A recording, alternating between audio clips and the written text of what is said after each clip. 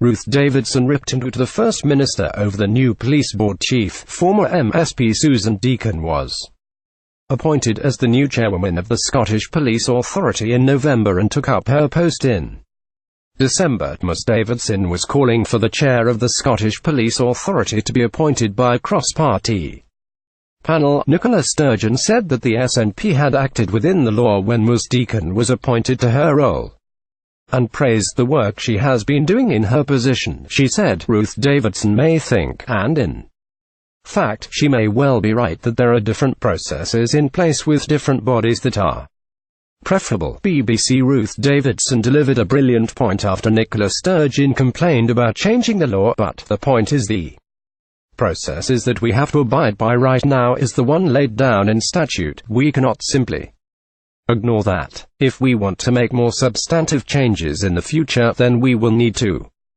do it in primary legislation. That is something that will be entirely appropriate for Parliament to consider, but that is what will have to be required. But in terms of the appointment that has just been made, we involve Parliament in that in a way that was consistent in the law that we are bound by.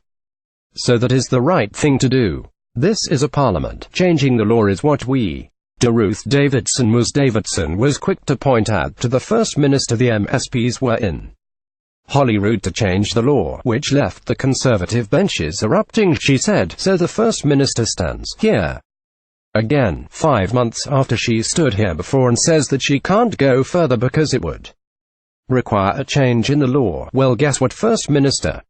This is a Parliament. Changing the law is what we do, and if the First Minister is serious about strengthening the structure and the oversight of the single police force, then having its chair appointed by Parliament and not at the grace of ministers, with or without a token person from the police subcommittee, there is a good place to start. Sun, April 9, 2017. Men, the color of the tie is the most difficult decision they have to make every day. Now, you have said throughout this process that you are not unsympathetic.